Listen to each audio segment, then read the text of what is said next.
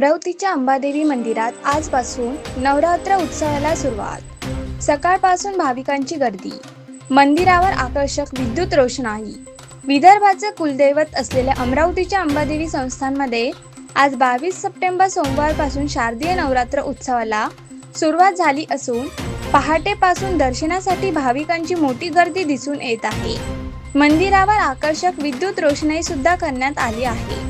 आज सकाळी पहाटे 4 वाजता या ठिकाणी घटस्थापना झाली असून विधिवत पूजन करण्यात आले।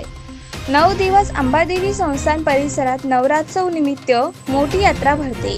विशेष म्हणजे पहाटे 4 वाजल्यापासून शेकडो भाविक शहराच्या विविध भागातून पायी चालत अनवाई पायाने देवीच्या दर्शनासाठी येत असल्याने नवरात्रोत्सव काळात पहाटेपासूनच अमरावती शहर अगदी गजबजून गेलं आहे।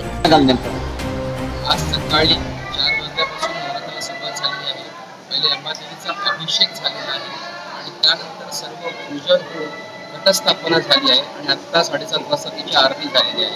आता इथून दररोज 8:30 ते 10:30 पर्यंत सचिनदेव महाराजांचं इथे प्रवचन होणार आहे।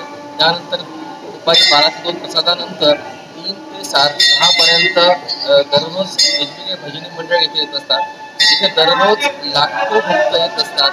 विशेषतः मंगळवारी नवमीला तर जवळपास 2-2.5 लाख लोक इथे दर्शनाला येत असतात। तेव्हा सर्व भक्तांनी शांततेने दर्शन घ्यावं असं आवाहन आम्ही अंबादेवी संस्थानतर्फे करतो आणि सर्व भक्तांचं कल्याण व्हावं ही अंबाचरणी देवीच्या चरणी प्रार्थना करतो। या अंबादेवीची नेमकी काय आख्यायिका आहे, काय सांगितलं जाते? अंबादेवी मंदिराची आख्यायिका अशी आहे की पुराणामध्ये सांगितलं गेलं आहे की सुमारे 5000 वर्षांपूर्वी भगवान श्रीकृष्ण इथे आले होते आणि त्यांनी रुक्मिणी मातेचं याच मंदिरामध्ये त्यांच्या दोघांचा विवाह झाला होता। इथून त्यांनी हरण केलं होतं आणि इथून ते द्वारकेला गेलेले होते। अशी 5000 वर्षापूर्वीचं आख्यायिका महत्व या देवीचं आहे। अतिशय प्राचीन अशी ही वालुकामय मूर्ती आहे।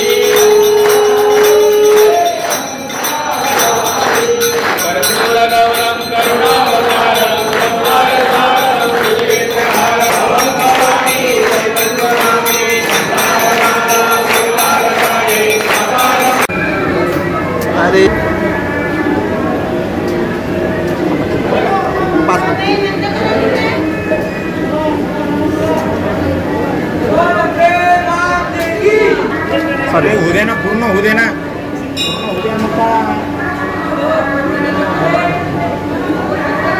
भाव घेणे